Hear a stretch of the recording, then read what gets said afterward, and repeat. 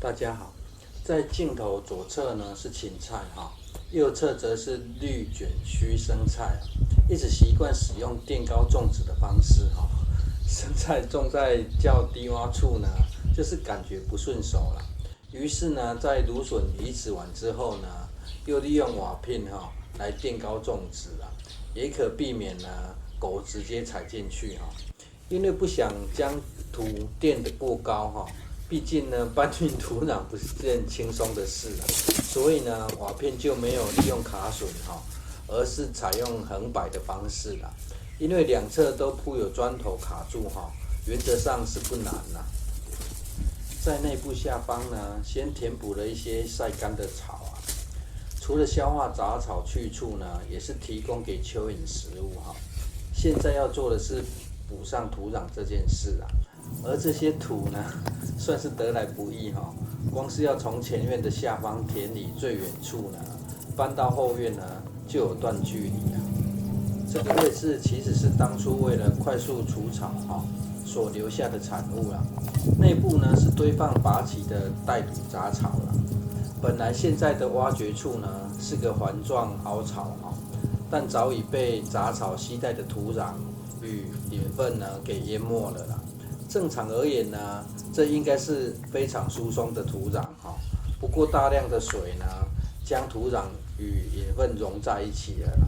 虽然目前看起来是非常湿黏紧密哈，但这只要略微晒干呢，随意一敲哈就可以分解了啦。从凹槽一旁较高的位置呢，就可以看到完整团粒的结构了。进一步来看哈，这挖起的块状土壤呢，土壤内的蚯蚓数量哈，就可以推测堆草槽内部有非常多的蚯蚓了。毕竟中央的位置呢，才是提供蚯蚓食物啊、腐殖质比较多的位置啊。这一旁的土壤呢，虽然感觉是湿黏的哈，但还是蛮容易拨开的啦。就算这不全是引粪土哈，毋庸置疑呢，这也是含有蚯蚓的土壤的。将这些潮湿的土壤敲碎后呢，先让它略微干化哈，再继续观察一下呢生长杂草的速度啦。主要原因是这没有经过掩埋哈，草籽的数量呢肯定是会不少啦。虽然绿化的作业还没进行哈，但简化的过程呢看起来就舒服了许多啦。终于愿意种了吗？还没呢。为了避免观众朋友呢多走冤枉路哈，在等待预期的杂草长出来之前呢，先来看一下哈种植过程遇到的状况。这与一般市场买的姜哈品种不同了，但是生长过程差不多了。然而呢，成熟时呢数量会比较少啊，但是味道会比较香且浓烈啦。习惯上常见的称之为白姜哈，这是黄姜啊，也叫做竹姜哈。而黄姜与姜黄是不一样的作物啦，或许是取自于它的叶片哈，真的很像竹叶的结构啦，所以才称为竹姜啦。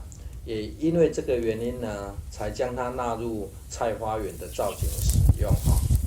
而在种植时呢，有个特别需要注意的是啊，姜这种作物呢是属于同一个位置哈，不可连作，得进行轮作的作物啊。而前院这田里呢，后来因为采用轻度蔓延的方式哈，这个位置呢会非常潮湿啊。全部采收完呢，会陆续将槟榔心、芋头呢往此处移植啊。而偶尔还是有观众朋友哈会提及施肥的问题啦。个人因为特殊因素呢，采用全自然生长哈，利用养土的方式是采用不施肥的方法种植啦。若真的遇到需要种肥的作物呢，顶多就像现在这样哈，将土壤表面的引粪土呢，顺道拿来进行覆土啊。覆土的时候呢，只需将外露的姜哈盖上土壤即可啊。当然，如果想要省事一点呢，就可以覆盖厚一点的土壤哈，也可顺道进行调整一下它的茎条了。正常这茎叶的枝条呢，可以长到腰的高度哈。个人观察它的枝条跟木瓜叶一样哈，会有枯化溃萎的现象了。当枝条干掉后呢，又会长出新的茎啊，几乎可以完全不用照顾哈。若是要快速让肥力发酵呢，铺完养分土之后，就可以直接在上方进行浇水了。但若是您想要额外施肥呢，也是可以在它的外围1个手掌宽约20公分处进行施肥啊。而这中间很突兀的出现玉米则是因为有些黄浆被提早挖走了啦，不适合连作得采用轮作才又补上了玉米。20天后，果不其然杂草的生命力呢，总不会让人失望啊。土壤经过翻动后呢，草籽很快的被唤醒啊，因为这是围起来的空间啊。为了给微生物与蚯蚓适合生存的生活条件中间过程呢，毫不忌讳的进行浇水啊。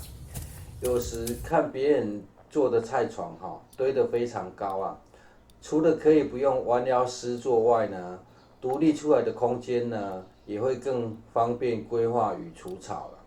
而这自成一格的内部杂草呢，除草的过程，个人是觉得蛮疗愈的啦。草就让它自然生长得除个几次呢，草才有办法越来越少了。毕竟每一次的翻动呢，都会自然的唤醒沉睡中的草籽但如果这些长出的杂草呢，有额外的用途就可以更轻松面对了。然而这仅是有施作菜床呢，心态才可以如此轻松惬意啦。若是你觉得长草这件事情很烦往好一点的方向思考呢，若是完全不会长草要面对的问题会更多啦。长出这么整齐鲜嫩的杂草也证明了土壤的肥力啦。如果你有自行堆肥的习惯呢，打算使用前最好先做个小范围测试啊，不然均匀撒到各处去一不小心呢，会后患无穷啊。杂草获得初步清理之后呢，从土壤结构看来有不少的团粒啦。如果您的土壤是属于粘性的土壤，或是含有大量的养分建议保留住这些团粒结构啦，会更容易保湿蓄水啊。尤其是含有大量的养分土呢，不要把土壤全部敲到非常细这样经由浇水溶解后呢，土壤会变得很紧密不透气啊。对于土壤要求透气性比较高的作物呢，生长上会更顺利菜色也会更漂亮啊。由于黄姜种植呢，日后需要进行覆土所以在种植前呢，先挖出一条沟槽了，日后再将一旁的土呢，随着生长陆续覆盖，会比较方便啊。当然，如果不嫌麻烦你要种在平面上也不是不行啊，只是得保留覆土的空间与额外搬运土壤覆盖的琐事啊。掩埋的时候呢，将它的芽点朝上覆盖上薄土压实就可以了。如果不会看芽点呢，可以事先摆在阴凉处就跟地瓜、马铃薯、蒜头一样等它长出嫩芽后呢，再进行种植啊。